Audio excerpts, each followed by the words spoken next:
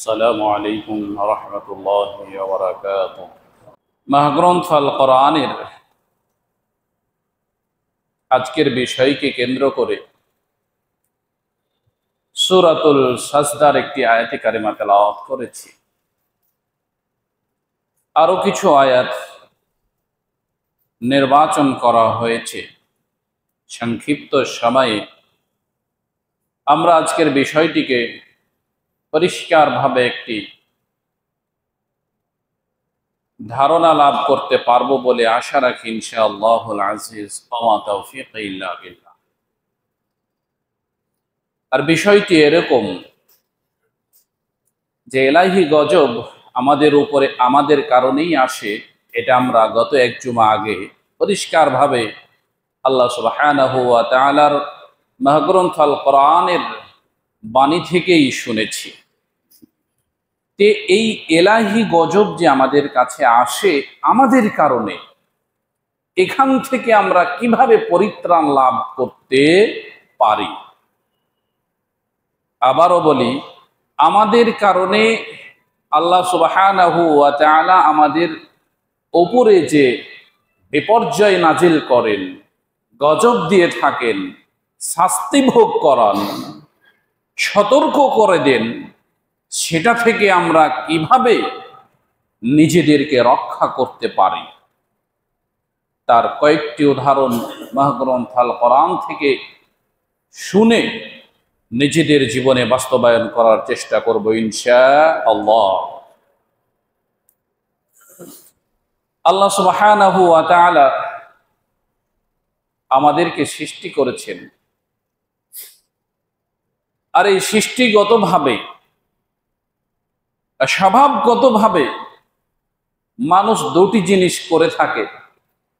এক, মানুষ স্বভাবগতভাবে ফাসাদ তৈরি করে। দুই, মানুষ স্বভাবগতভাবে আবার নতও থাকে। মানে মানুষ স্বভাবগতভাবে অন্যায় করে, পাপ করে, আবার স্বভাবগতভাবেই মানুষ অন্যায় থেকে পাপ থেকে বিরত থাকে।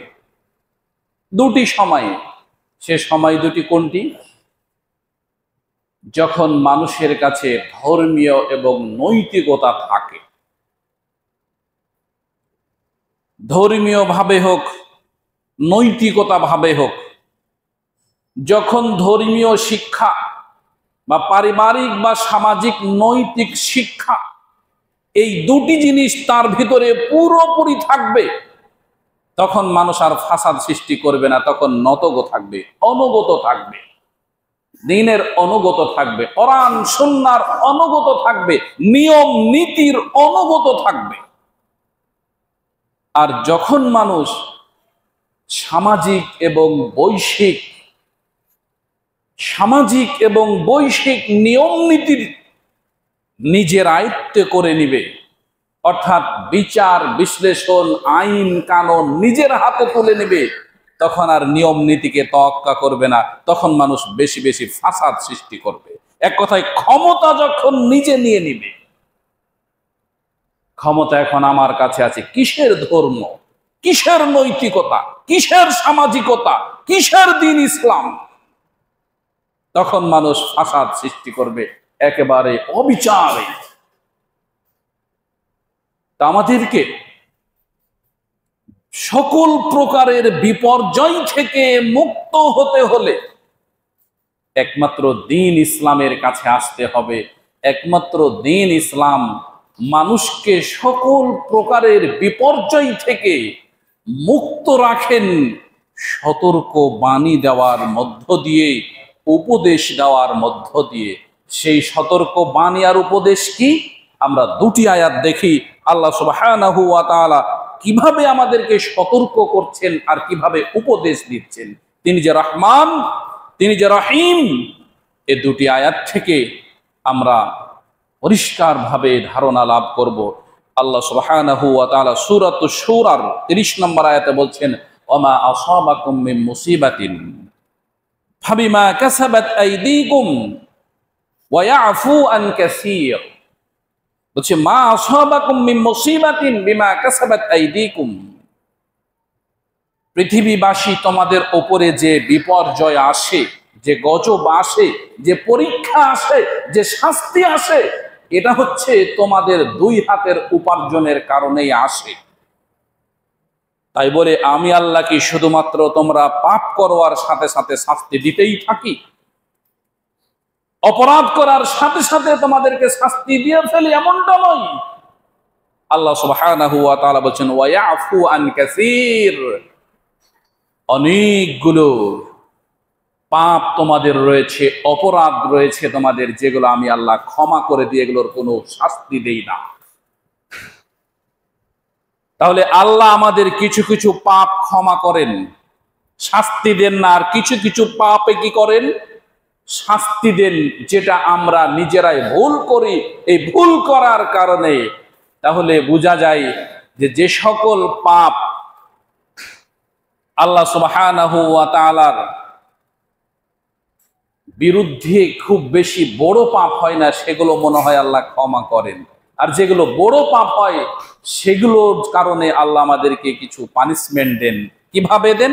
পরবর্তী আয়াতে আল্লাহ সুবহানাহু ওয়া তাআলা সূরাতুস সাজদার 21 নম্বর আয়াতে বলছেন ওয়ালা নুযীকান্নাহুম মিন আযাবিল আদনা, ওয়ালা নুযীকান্নাহুম, আমি তোমাদেরকে একটু পাপের কারণে কিছু শাস্তি ভোগ করাই, আমি আল্লাহ তোমাদেরকে কিছু পানিশমেন্ট দেই। মিন আযাবিল আদনা, এটা ছোট পানিশমেন্ট দিই, বড় পানিশমেন্ট দেই না।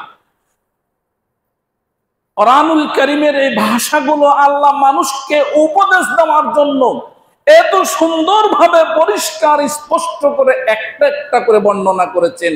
আমরা যদি একটু বুঝার চেষ্টা করি তাহলে আমাদের হেদায়েতের জন্য যথেষ্ট।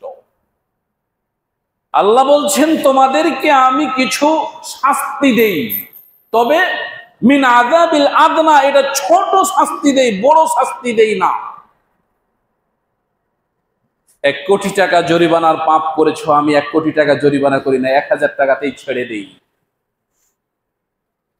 জাহান্নামের আগুনে দগ্ধ হওয়ার মতো অপরাধ করেছো তুমি, আমি তোমাকে জাহান্নামে সরাসরি নিক্ষেপ করি না, ছোট্ট কিছু একটা উদাহরণ উপমা দিয়ে সংশোধন হওয়ার তোমাকে আমি আল্লাহ ছাড় দিয়ে দিই।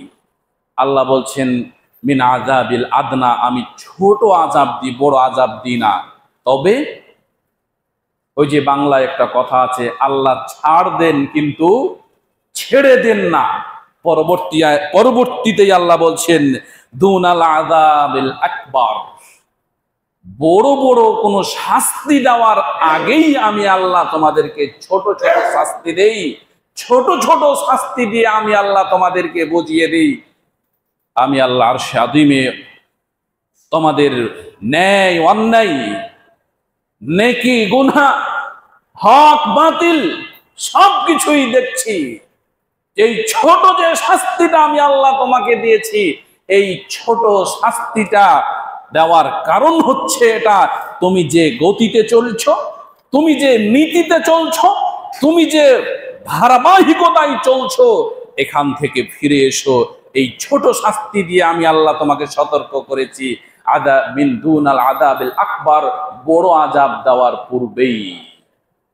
আল্লাহ সুবহানাহু ওয়া তাআলা আয়াতের শেষ অংশে বলছেন লাআল্লাহুম ইয়ারজিউন, এই যে আমি আল্লাহ এই একটা সুন্দর উদাহরণ জাতির সামনে উত্থাপন করলাম, সারা পৃথিবীর মানুষকে বলে দিলাম উদাহরণটা কি?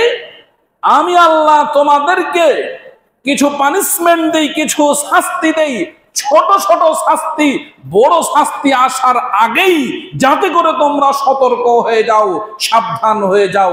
লাআল্লাহুম ইয়ারজিউন, আর আমি আল্লাহ আশা রাখি আমার বান্দারা এই ছোট শাস্তি পেয়ে তার ভুল থেকে ফিরে এসে আলোর পথে আবারও আসবে।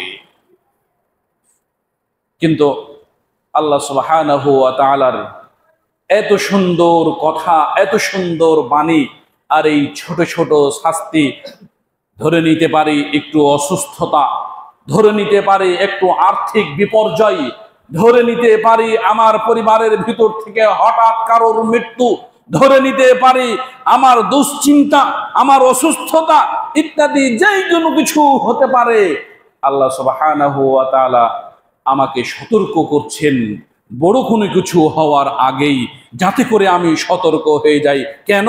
আল্লাহ সুবহানাহু ওয়া তাআলা এটা সূরাতুল সাজদার 21 নম্বর আয়াতে কথাই বলেছেন, আমি আল্লাহ ছোট শাস্তি দিয়ে বান্দাকে সতর্ক করে দিই বড় শাস্তি দেওয়ার আগেই।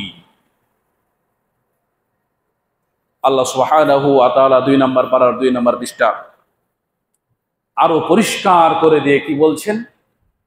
وَلَنَبْلُوَنَّكُمْ بِشَيْءٍ مِنَ الْخَوْفِ وَالْجُوعِ وَنَقْصٍ مِنَ الْأَمْوَالِ وَالْأَنفُسِ وَالثَّمَرَاتِ وَلَنَبْلُوَنَّكُمْ, আমি পৃথিবীবাসীকে একটু পরীক্ষা করতে চাই। কি দিয়ে? মিনাল খাউফ, ভয় ঢুকিয়ে, ভিতরে ভয় দিয়ে আমি আল্লাহ বান্দাকে পরীক্ষা করব। ওয়াল জু, অর্থ সম্পদের একটু ঘাটতি করে দিয়ে, হঠাৎ আমার যেন অর্থনৈতিক একটু মন্দা চলছে, ব্যাপার কি বুঝছি না। ওয়াল জু, ক্ষুধা দিয়ে, পেটের ক্ষুধা দিয়ে, এটা পেটের খাদ্যের ক্ষুধা হতে পারে, মনের চাহিদার কোনো ক্ষুধা হতে পারে, নিজের আকাঙ্ক্ষার কোনো ক্ষুধা হতে পারে। ওয়াল আনফুস, নিজের ছেলে মেয়ে, স্ত্রী, পিতা মাতা, আত্মীয় স্বজন, প্রতিবেশী, যেই কোনো ব্যক্তির মৃত্যু ঘটানোর মধ্য দিয়ে, সামারাত, ফলমূল কমিয়ে দিয়ে বা বেশি করে দিয়ে, যে কোনো কিছু করে হতে পারে, এইগুলো পদ্ধতি অবলম্বন করে পৃথিবীর মুমিন ব্যক্তিদেরকে আমি আল্লাহ একটু পরীক্ষা করি। তাহলে আমি যখনই এগুলোর সম্মুখীন হব, আমি তখন কি করব? আল্লাহ আমাকে সতর্ক করছেন। কি থেকে সতর্ক করছেন? আমার চলার নীতি, আমার বলার নীতি, আমার সম্ভবত খাওয়া দাওয়ার নীতি, আমার উপার্জনের পদ্ধতি, এগুলোর ভিতরে সম্ভবত অবৈধতা ঢুকে গেছে, হারাম ঢুকে গেছে, ভুল ঢুকে গেছে, কিছু নিয়ম নীতি মনে হয় আমার কাছ থেকে বেরিয়ে গেছে। অথবা আল্লাহ আমাকে বেশি পছন্দ করেন, আমি যতটুকু ইবাদত করছি, আমি যতটুকু কথা বলছি, আমি যতটুকু হালালের উপরে আছি, আল্লাহ আমাকে আরো মর্যাদা বাড়িয়ে দিতে চান, আল্লাহ আমাকে আরো বেশি ভালোবেসেছেন। এই জন্য আল্লাহ বলেছেন, আল্লাহু ওয়ালিয়ুল্লাযীনা আমানু ইখরিজুহুম মিনাজ-যুলুমাতি ইলান-নূর। 3 নম্বর পারার 2 নম্বর পৃষ্ঠা কত সুন্দর বলছেন, আল্লাহ হচ্ছেন মুমিনদের বন্ধু, মুমিনদের অভিভাবক, মুমিনদের ওলি। ইখরিজুহুম মিনাজ-যুলুমাতি ইলান-নূর, সব সময় আল্লাহ এদেরকে অন্ধকার থেকে টেনে আলোর দিকে নিয়ে আসে, অন্ধকার থেকে টেনে বের করে আলোর দিকে নিয়ে যায়। এটা হচ্ছে আল্লাহ নিজেই করে। প্রিয় উপস্থিতি, আমাদের কাজগুলোর ভিতরে যে আয়াতটি আমরা বলেছিলাম, ওমা আসাবাকুম মিন মুসিবাতিন ফাবিমা কাসাবাত আইদিকুম, তোমাদের উপরে যতগুলো বিপর্যয় আসে, এই বিপর্যয়গুলো তোমাদের 2 হাতের কামাই, তোমাদের নিজস্ব কর্মের জন্যই আসে। এই নিজস্ব কর্মের ভিতরে 2টি কর্মকে সবচেয়ে বেশি গুরুত্ব দিতে হবে। 1, শিরক করা, 2, বেদাত করা। যদিও আমরা এখন বেদাতটাকে মনে করে থাকি এটা তো ভালো জিনিস, করলে অসুবিধা কোথায়। ইবাদতটা কতটুক নির্ভেজাল ভাবে করতে হয়, তাই জাতির সামনে একটা পরিষ্কার উদাহরণ দেই। উদাহরণ দিলে আমরা একটু বেশি ভালো বুঝতে পারি। শিরক থেকে মুক্ত হয়ে, কত বিশুদ্ধতা থেকে জাতিকে ইবাদত করতে হয়, বান্দাকে ইবাদত করতে হয়, তার জ্বলন্ত উদাহরণ আল্লাহ সুবহানাহু ওয়া তাআলা মহাগ্রন্থ আল কোরআনে তার প্রিয়তম বান্দিকে দিয়ে দেওয়াছেন। আল্লাহ সুবহানাহু ওয়া তাআলা বলছেন, ইন্নী নাদারতু লাকা মা ফি বাতনি ফাতাকাব্বাল মিন্নি। আল্লাহ সুবহানাহু ওয়া তাআলার এই যে আয়াতের 3টি শিক্ষা, এই তিনটি শিক্ষা সত্যি এই জাতির ভিতরে নেই। এই যে একেবারে নির্শর্ত, নির্দোষ, নিষ্কুশল, নির্ভেজাল ইবাদত, এই নির্ভেজাল ইবাদতটা যদি আমাদের মধ্যে থাকে, আসে, তাহলে শিরকের মতন কাবিরা গুনাহ, মহা অপরাধ এই জাতির মানুষ আর কেউ করবে না। মারিয়াম আলাইহিস সালাতু সালাম বলছেন, রব্বি ইন্নী নাযারতু লাকা মা ফি বাতনি মুহাররারান ফাতাকাব্বাল। পরবর্তী অংশে আর গেলাম না।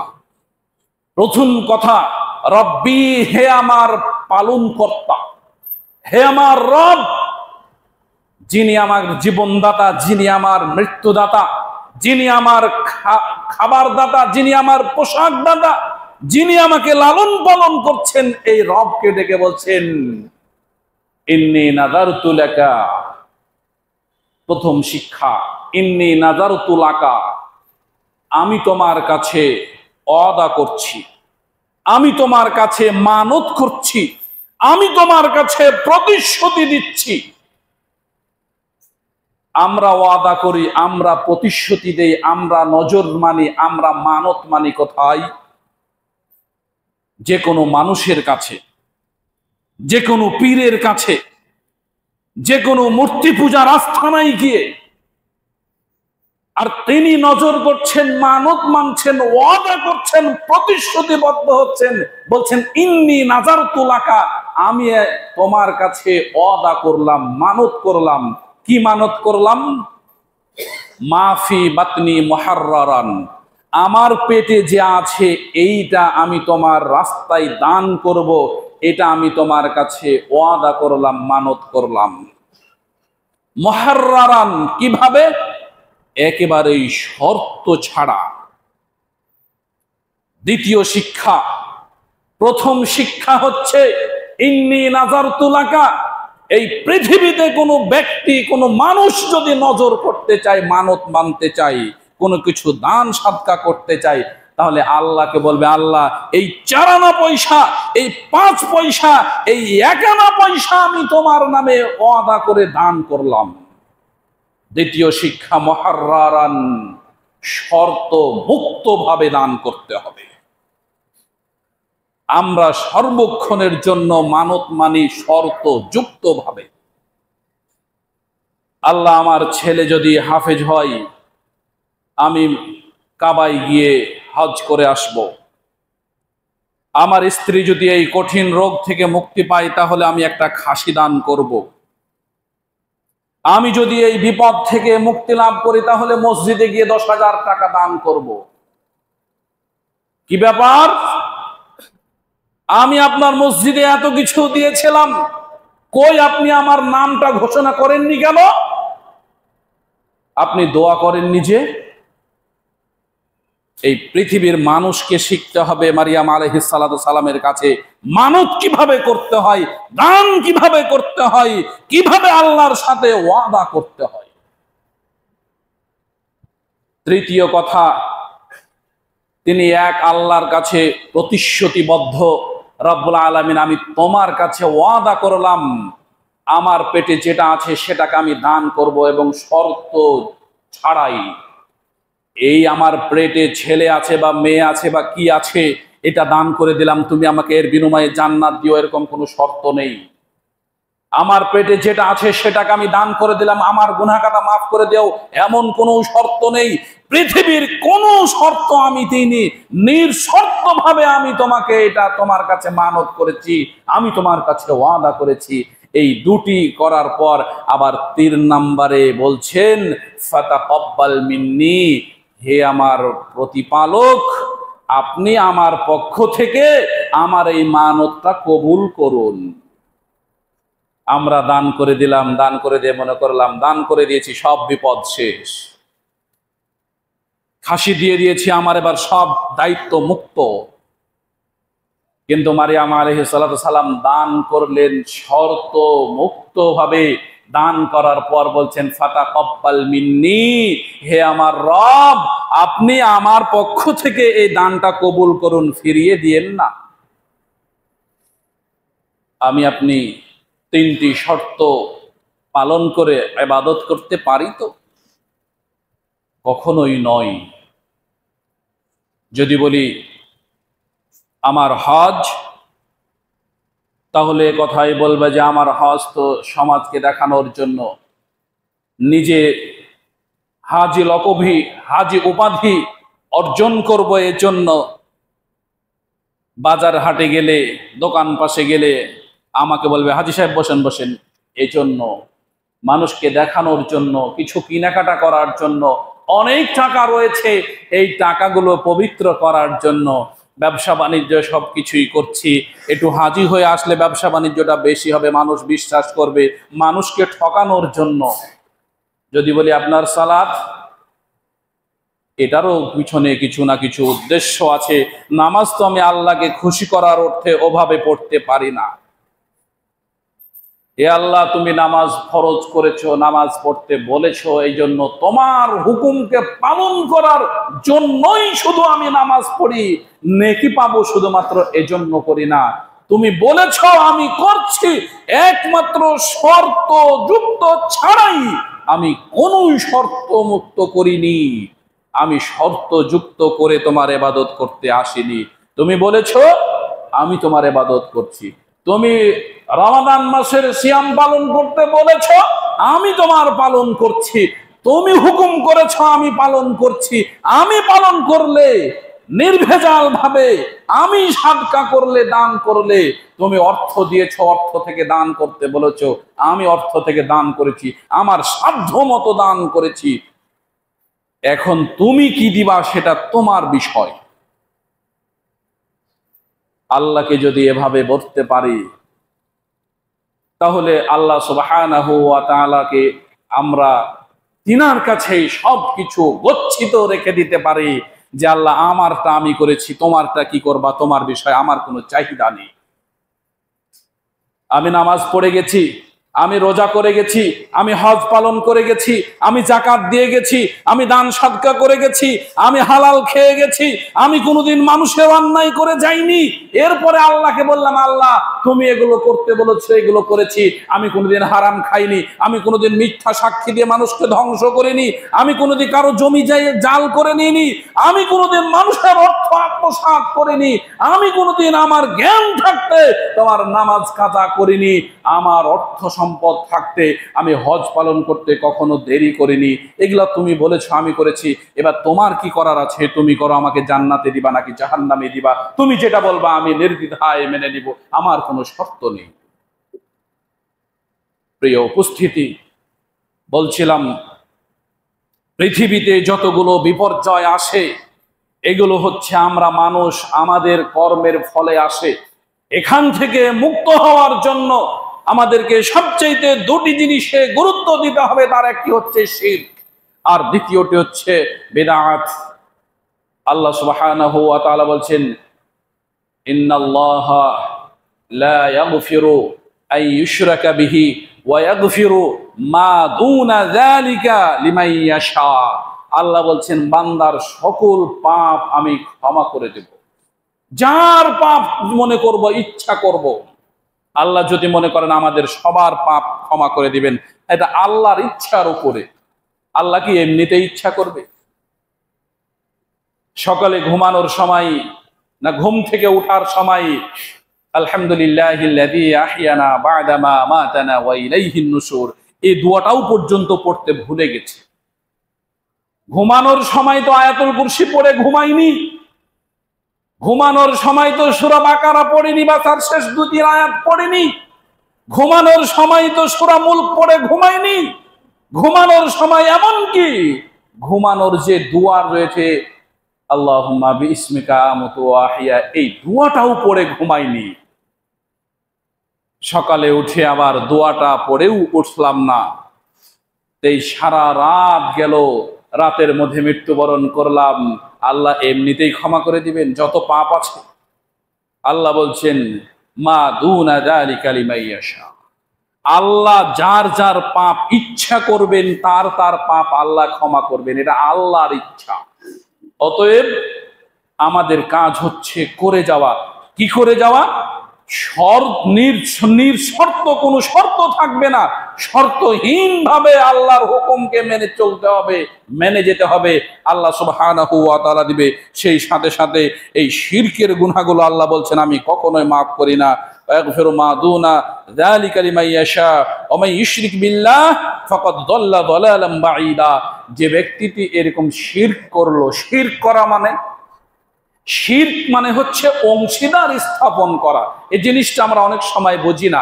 এই মসজিদ এই যে তৈরি হয়েছে, এই মসজিদ তৈরিতে কত হাজার মানুষের যে অবদান আছে এটা আমাদের কারো কারো কাছে এর কোনো হিসাব নেই। কে কখন কয় টাকা দান করেছে, কে কখন কয় টাকা দিয়েছে, কারো কাছে কোনো হিসাব নাই। একমাত্র হিসাব রেখেছেন আল্লাহ সুবহানাহু ওয়া তাআলা। প্রত্যেকটা মসজিদের দানের ভাউচার আছে ঠিক, কিন্তু মসজিদের দান বক্সে, মসজিদের জুমার কোটায় বা 5 ওয়াক্তের কোটায় মানুষ যে 1 টাকা 2 টাকা 5 টাকা দেয় এর কোনো রসিদ নেই। কিরকম আছে? আজকের জুমার দিনের 5,000 টাকা আদায়, আজকের জুমার দিনের 10,000 টাকা আদায়, কে কত টাকা দিয়েছে এর কোনো হিসাব নেই। ওই টাকা দিয়ে ইট বালি সিমেন্ট রড কিনা হয়েছে, কিনে এই মসজিদ তৈরি করা হয়েছে। যত হাজার মানুষ এখানে টাকা দিয়েছে তত হাজার মানুষই এখানে শরিক আছে, তত হাজার মানুষই বলতে পারবে এই মসজিদে আমার অংশ আছে, এই মসজিদে আমি একজন শরিক, এই মসজিদের শরিকদার আমি। অনুরূপ ভাবে ইবাদতের ক্ষেত্রে মানুষ যদি অন্য কোনো মানুষকে হোক, গাছকে হোক, সূর্যকে হোক, জড় পদার্থকে হোক, যেই কোনো জিনিসকে হোক, কথার মাধ্যমে হোক, ইবাদতের মাধ্যমে হোক, দান সাদকার মাধ্যমে হোক, যে কোনো ক্ষেত্রে যেটা আল্লাহর হক সেটার ক্ষেত্রে যদি অন্য কোনো জিনিসকে ন্যূনতম আমি যুক্ত করি তাহলে এর নামই হচ্ছে শিরক। ওই যে যেমন আমি দান করি, এই মসজিদে দিলাম বা এই মন্দিরে দিলাম বা এই মাজারে দিলাম বা এই ব্যক্তিটিকে দিলাম, এই দানগুলো করার মধ্য দিয়ে কোনো না কোনো একটা উদ্দেশ্য থাকে, এর ভিতর থেকে অর্থ আছে। এই মানুষটিকে সহযোগিতা করলাম একেবারে নিঃস্বার্থে, এখানে কোনো শিরক নেই, কোনো অংশীদারিত্ব নেই। অর্থ আছে, মসজিদের কাজ হচ্ছে, দিয়ে দিলাম, কোনো অংশীদারিত্ব নেই। রাস্তা দিয়ে হেঁটে যাচ্ছি, রাস্তা দিয়ে চলছি, একটা মাজার পড়ে গেল, মসজিদে তো দিয়ে আসলাম, মাজারটার কেন ছাড়িয়ে মাজারও দিই, এটার নামই হচ্ছে শিরক। আপনার মন চাইলো আপনি দিলেন, এর নামই হচ্ছে শিরক। মসজিদে দিয়ে আসলাম, দুস্থ ব্যক্তিকে দিয়ে আসলাম, মাজারে আবার দেব না, ওই জায়গাটাই হচ্ছে অপবিত্র। যা কিছু কার্যক্রম করা হয় সব কিছুই ওখানে অপবিত্র কাজ করা হয়, আল্লাহর উদ্দেশ্যে ওখানে কোনো কিছু করা হয় না, মানুষকে আল্লাহর স্থানে বসিয়ে ওখানে সব কিছুই করা হয়। অতএব খুব সতর্ক এবং সাবধান থাকতে হবে। আমার ইবাদতের মধ্যে যদি কোনো কিছু শিরক থাকে, অংশীদারিত্ব থাকে, তাহলে সেখানে সবচাইতে আল্লাহকে অপমান করা হয়। যেমন আল্লাহ সুবহানাহু ওয়া তাআলা সূরাতুন নিসার 116 নম্বর আয়াতে বলছেন, সূরাতুন নিসার 148 নম্বর আয়াতে বলছেন আবার আল্লাহ সুবহানাহু ওয়া তাআলা এই শিরক সম্পর্কে সূরাতুশ শুআরাতে বলছেন, এক জায়গাতে বলছেন ফাকাদ দাল্লা দালালাম বাঈদা, সে ব্যক্তিটি একেবারে কঠিন অন্ধকারে নিমজ্জিত হলো, কঠিন অন্ধকারে পড়ে গেল। আর এক জায়গাতে আল্লাহ বলছেন ফাকাদ ইফতারা ইসমান আযীমা, এই ব্যক্তিটি শিরক করার মধ্য দিয়ে কি করলো? মহা আল্লাহর উপরে একেবারেই অপবাদ আরোপ করলো। আমি একজন মানুষ আল্লাহর উপরে অপবাদ আরোপ করছি, শিরক করছি, মানে আমি একজন মানুষ আল্লাহর ভুল ধরছি। অপরাধ কত বড়! যদি আপনি বলেন, আপনি যদি ভাবতে পারেন, তাহলে আপনি বলবেন আল্লাহু আকবার, আস্তাগফিরুল্লাহ, এটা মহা বড় অপরাধ। আমি আল্লাহর ভুল ধরছি, আমি আল্লাহর প্রতি অপবাদ দিচ্ছি। আল্লাহ তুমি মিথ্যা বলেছো, আল্লাহ তুমি মিথ্যা করছো, আল্লাহ তুমি চুরি করছো, নাউযুবিল্লাহি মিন যালিক। মহাগ্রন্থ আল কোরআনের এই আয়াতগুলো আমাদেরকে এভাবেই বুঝতে হবে, এভাবে আমাদেরকে একটু ভাবতে হবে, তাহলে আমরা সত্যিকার অর্থে এগুলো থেকে মুক্ত থাকতে পারবো।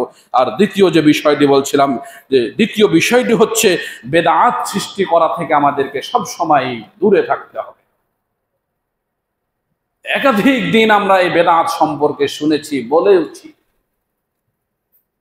কুল্লু মুহদাসাতিন বিদআহ ওয়া কুল্লু বিদআতিন দালালাহ ওয়া কুল্লু দালালাতিন ফিন্নার। এটা কিন্তু প্রত্যেক মসজিদে অন্তত পক্ষে এই ইয়াউমুল জুমআ, শুক্রবারের দিন ইমাম সাহেব, প্রত্যেক ইমাম সাহেব যেই মসজিদে যাবেন আপনি, পৃথিবীর সকল মসজিদে এই কথাটা বলা হয়। সে কথাটার বাংলা কি? প্রত্যেক নতুন কাজ যেটা দ্বীন ইসলামের মধ্যে নেই সেটার নাম হচ্ছে বেদাত। আর প্রত্যেক বেদাত হচ্ছে অন্ধকার আচ্ছন্ন, আর প্রত্যেক অন্ধকার আচ্ছন্ন ব্যক্তি হচ্ছে জাহান্নামের অংশীদার। অতএব এখান থেকে বেঁচে থাকা আমাদের সবচেয়ে জরুরি, যদিও সেটা ছোট হোক না কেন আর যদিও সেটা বড় হোক না কেন। অতএব আজকের এই জুমার সংক্ষিপ্ত আলোচনায় আমরা এই কথাই বলি, আমাদের পাপের কারণে পৃথিবীব্যাপী আমাদের উপরে যত বিপর্যয় আসছে, এই সকল বিপর্যয় থেকে আমাদেরকে আল্লাহ সুবহানাহু ওয়া তাআলা সতর্ক করার জন্য তিনি বলছেন, আমি বড় বড় আযাব দেওয়ার আগেই ছোট ছোট কিছু আযাব, ছোট ছোট কিছু পানিশমেন্ট, ছোট কিছু শাস্তি মানুষকে দিয়ে থাকে লাআল্লাহুম ইয়ারজিউন বলে আল্লাহ বলছেন, আমি চাই, আমি আশা রাখি এই ছোট ছোট শাস্তিগুলোর মধ্য দিয়ে মানুষ শিক্ষা অর্জন করে, মানুষ উপলব্ধি করবে, উপলব্ধি করে আবার তার দ্বীনের পথে ফিরে আসবে, তার রবকে চিনবে, তার দ্বীনকে চিনবে, তার দ্বীনের নেতাকে চিনবে, চিনে সে ব্যক্তিটি আবারও নিজে সংশোধন হয়ে ফিরে আসবে। আমরা আল্লাহ সুবহানাহু ওয়া তাআলার এই সকল আয়াতকে উপস্থাপন করে সারা পৃথিবীর মুসলিম উম্মাহকে কথায় বলতে চাই, আল্লাহ সুবহানাহু ওয়া তাআলাকে স্মরণ করুন, আবারও কোরআন সুন্নাহর দিকে ফিরে আসুন, নিজেকে সংশোধন করে রব্বুল আলামিনের আশা পূরণ করুন। রব্বুল আলামিন বিশেষত তুমি আমাদেরকে শয়তানি কুমন্ত্রণা ওয়াসওয়াসা থেকে বেরিয়ে এসে আমাদেরকে তোমার দ্বীনের উপরে অটল থেকে মৃত্যুবরণ করার তৌফিক দান করো। আল্লাহুম্মা আমিন। আমরা সবাই পাঠ করি, اللهم صل على محمد وعلى آل محمد كما صليت على إبراهيم وعلى آل إبراهيم إنك حميد مجيد اللهم بارك على محمد وعلى آل محمد كما باركت على إبراهيم وعلى آل إبراهيم إنك حميد مجيد رب ارحمهما كما ربياني صغيرا رب ارحمهما كما ربياني صغيرا اللهم اهدنا الصراط المستقيم اللهم آمين اللهم ربنا هب لنا من أزواجنا ذرياتنا قرة أعين واجعلنا للمتقين إماما اللهم آمين।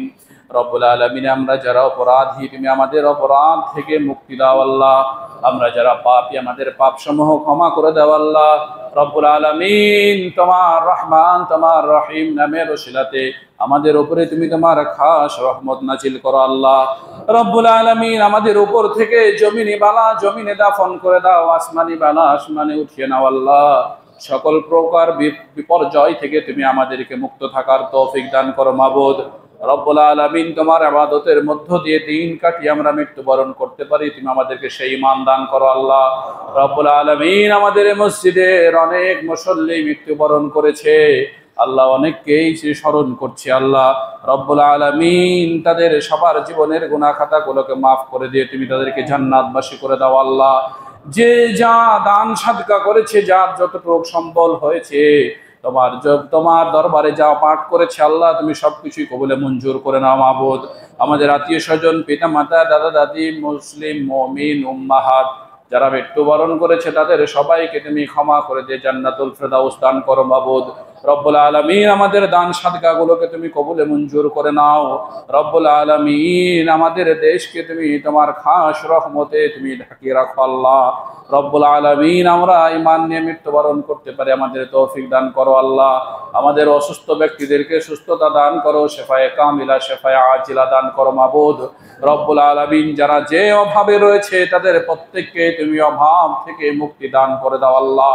রব্বানা তাকাব্বাল দুআনা ওয়া সালাতিনা ওয়া সাদাকাতিনা সুবহান রাব্বিকা রাব্বিল ইজ্জাতি আম্মা ইয়াসিফুন ওয়া সালামুন আলাল মুরসালিন ওয়ালহামদুলিল্লাহি রাব্বিল আলামিন আমিন সুম্মা আমিন।